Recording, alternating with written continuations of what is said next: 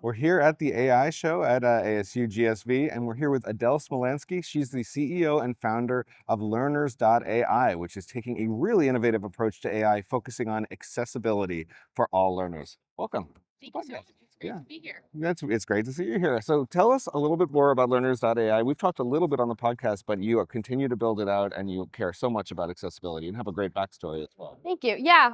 So I started my company, AI Learners, in 2021 officially, and it's a company that's focused on special education. So we use AI to personalize learning for students with disabilities. But before the whole AI revolution, we really just are focusing on the visual interfaces and really trying to make sure that students receive visuals that are accessible to them with digital learning. Yep. And then we supply resources for teachers as well to keep track of progress and be able to create content that is really beneficial and individualized for each student. Yeah, it's fantastic. I think I said learners.ai, but it's AI learners, Yes. AI hyphen learners, right? Definitely. Fantastic. And you come to the accessibility world from a very personal perspective, which is great. And you are bringing it into the world where, people talk about AI all the time, but this is an area of it people don't always really address. They talk about bias and hallucinations, but not just for pure access. So tell us about your story and why accessibility is such an important part Yeah, of absolutely. So my younger sister, she has a disability. Her name is Laura, and she'll be 16 in a couple of weeks, actually.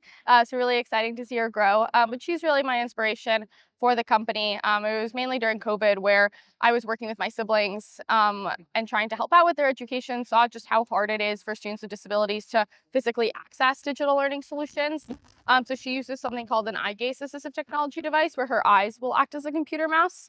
And she was trying to click buttons on existing Edtech softwares, and she was, with her eyes, she was clicked on two buttons at the same time. Yep. Because of just like that difficulty with access. So that was when I understood, okay, there is a need for something new in the accessibility space. And I started working on what now became AI Learners, but it's incredible to see now just how important accessibility is. And I'm really glad that other companies are also thinking about it. And I think that at AI Learners, we have a really unique edge where we focus on that learning and accessibility mindset first. Yep. That's so important as opposed to just latching on accessibility at the end. Yeah, I agree. And you're at Stanford. You're a Stanford ecosystem person, so you're right at the center of a lot of the AI development and a lot of the AI investment. What advice would you have for the AI community as they think about growing out and making sure that there is equitable access and they're not sort of moving so fast they forget about making open access for all learners? Yeah, so I think with AI, sometimes we're always thinking about, okay, how can we get the most amount of data? Right. And with students with disabilities, there's not the most amount of data with them because they don't have, like, the numbers aren't there. Yeah. But at the same time, it's like with students with disabilities that really have their individualized learning needs, Yeah. and where we've seen such a high impact with individualization, that's where you can see the most benefit of AI and really saying, okay, if we know how to differentiate learning for students, let's try it with this group of students where they have the most individualized needs. And then the amazing thing that can come out of that is that those learning principles that you get in the research findings can be applied to other students following this universal design of learning framework. Yes, I've heard it called the cut curb, where that smoothing out the curbs of sidewalks is originally for people in wheelchairs, but actually helps an enormous swath of people. That you sort of do universal design principles, they can open access for a lot of people, not just the ones who are originally designed. Exactly. And that's something that we've seen as well, where when we were designing with that accessibility mindset first, which really means how can we understand the unique needs and abilities and interests of each individual student and create something that is best suited for them, Yeah. it can be applied to a wide range of students. So we found our niche areas as well, even within general education. And I think there's a lot of potential there. Yeah, yeah. And so, you mentioned sort of personalization, you used individualization or differentiation. This is such a holy grail. It's the number one thing. There was a Family Feud event yesterday, and the number one thing teachers are looking for from AI is personalization, personalized learning. I think it's the most exciting piece of it. I can definitely see that.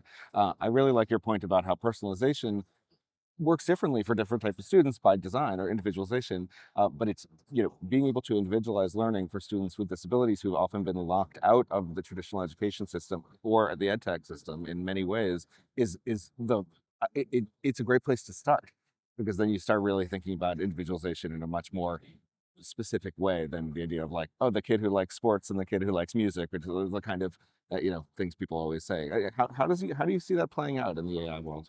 Yeah, I think with special education, that idea of personalization and customizing is you can't go without it, because some students, if a student has autism and they may not like apples, if you ask them to do addition with some apples as a visual support, they're just not going to do it. And for general education, it's not that extreme, but it still is really important. And if we can really understand their individual needs, there will be a great push towards it. And AI helps with understanding students' needs in a faster manner. And it allows teachers as well to not have to mentally remember all of the information on students, but have it really help out and with that analysis and then the feedback and then ultimately that content generation. So like there's just so many incredible applications of AI in education. But I think also what I do want to emphasize is AI can't solve all of our problems. There is still so much that we do that doesn't involve AI and so much that should be happening first. And we really have to be understanding what are those learning goals that we're trying to tackle, and then how could AI enhance, or maybe we don't even need AI for that specific solution, but there is room for it somewhere else.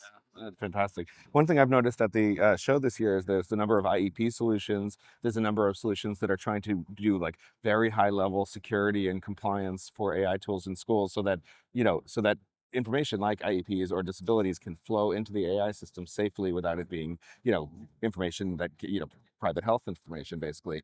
Do you think that that's moving in an interesting direction, so that tools will be able to individualize and say, we know which kids are on the spectrum, we know which kids are using eye gaze devices?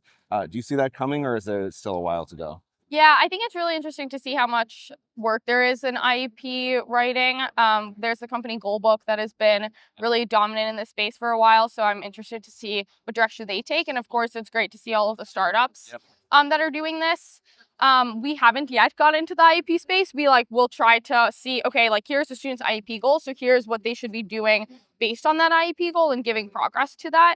But there's so much complexity in this compliance area that it's not something I personally want to tackle now, but I think it's really incredible. And ultimately what an IEP is it's a goal for students. Individualized plan. Yeah. And all students have goals, and I think all learning should be based on those goals. But to your other question of how can AI help with more of that assessment and diagnosis as well, I think it's great that we have more data and we have more advanced like machine learning methods now of understanding and analyzing data. And so we're able to help with early identification, which is a huge problem, especially with limited time and resources. So I think if we're able to do that and also then provide students with a more personalized learning path to then get them to grade level standards, that is really the place to go. Yeah, often a lot of learning differences are not diagnosed until much later, when it's often too late to catch up for a lot of And kids. actually, sometimes they're misdiagnosed. Sometimes we think that a student has a learning disability, but actually they're just not provided with the resources that they need to be able to be on grade level standards. So it can really go both ways, and we want to